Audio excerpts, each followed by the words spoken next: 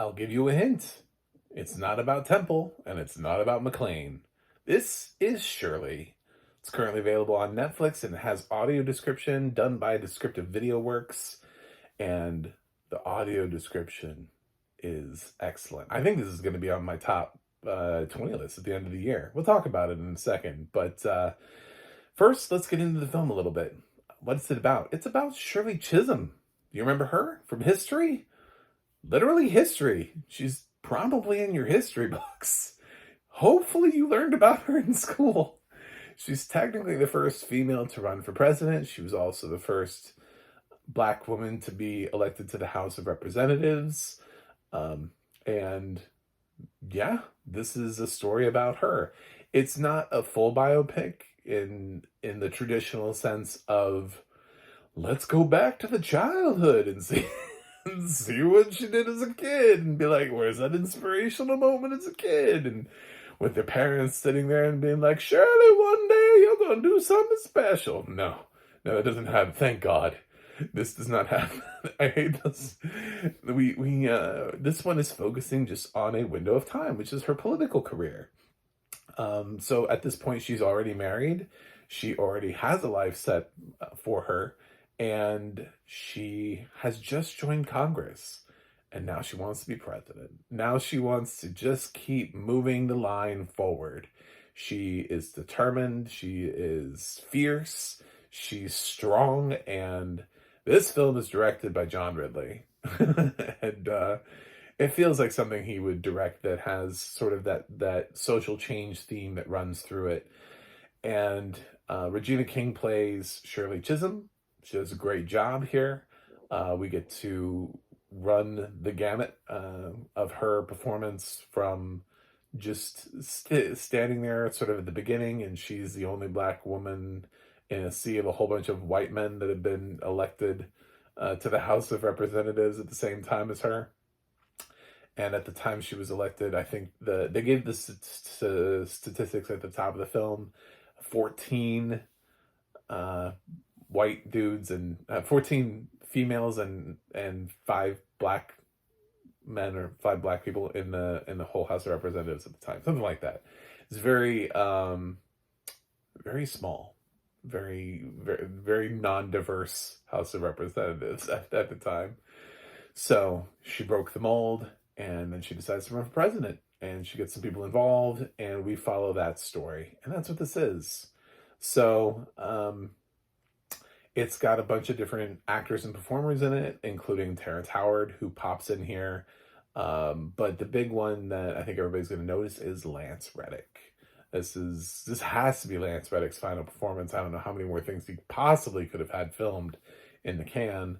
Shirley had been kicked around for a while. This is a film that was once rumored to potentially be an Oscar contender, like a possibility for Regina King, because it's a biopic and it's about Shirley Chisholm, so why not? But the test screenings apparently weren't very good, and they didn't really know what to do with it, which was the same thing that you kind of heard about Rustin. But I guess they decided to just not even try Shirley, not even try to run Regina King, so they're opening it in March. And Netflix, we know Netflix will have an onslaught of films in the later part of the year, so they're definitely not going to. They didn't need Shirley and Spaceman, so they just dumped those films at the beginning part of the year, which is a shame because I don't think Shirley's that bad. I'm not sure it's a great film. It moves a little slower than what I would like. It could have had a little bit more of a pulse to it. To be honest, Rustin has a little bit more of a pulse.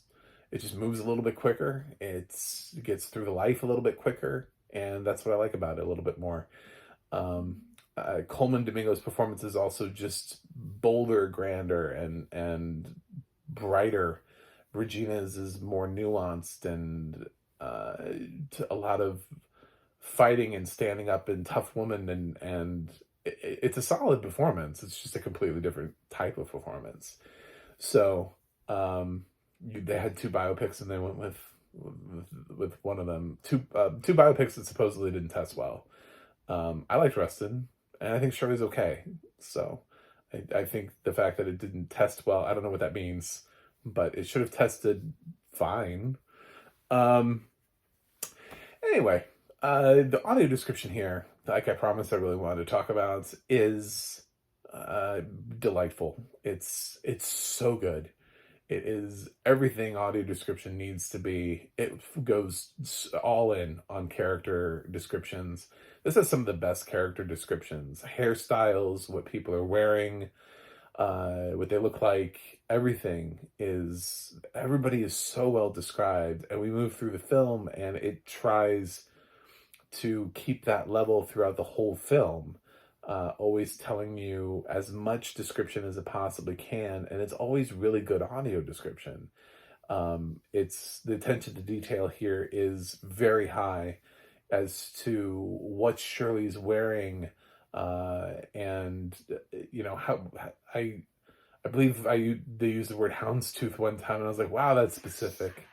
I was like, wow, that's this very specific clothing selection that we've decided to point out, instead of just labeling it as maybe a pantsuit or a jacket, or like, you didn't have to go that far. You could even have just not even acknowledged. A lot of audio descriptions just don't even acknowledge what people are wearing sometimes. I guess they're all just walking around nude in those films.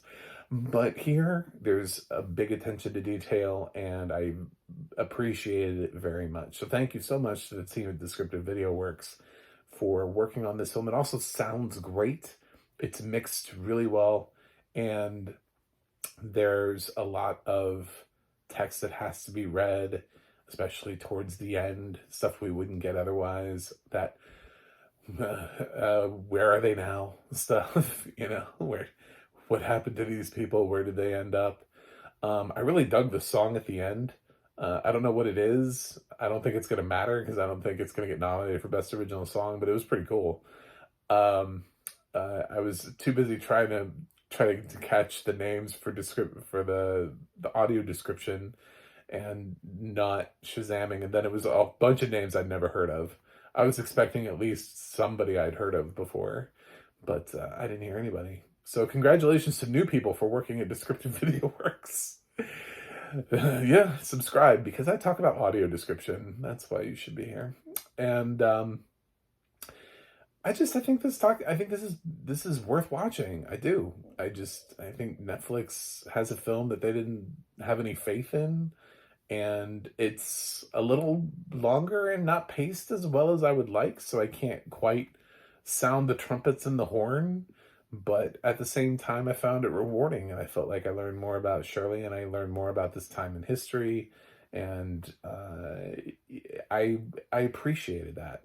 I enjoyed it. I had the experience, and I don't regret having this experience. And with so many streaming movies, you can regret the experience. It's just, Netflix someone does not say no. They're like, come on in, make something for us, here's some money. Doesn't matter if it's good, just make something. So it's so nice that somebody made something here that was decent. It's not great. I mean, it's fine. I don't think it would have actually gotten any Oscar nominations, even if it had tussled with everybody. There were a lot of actress nominations last year. It would have been really hard for Regina to get in the race last year, because it was hard for a lot of people to get in the race last year. There was a very, very deep bench of actresses. I would have loved to see Tiana Taylor. If you haven't seen 1001, watch 1001. But yes, that is Shirley. It's about Shirley Chisholm, and it's on Netflix. And I'm giving Shirley a B, because I think it's good. I think it's good, not great. It's good, not great. So anyway, thanks for watching. Thanks for subscribing. And since you clicked that subscribe button, I'm assuming that I will see you again down the road. Until then, see you guys on the other side.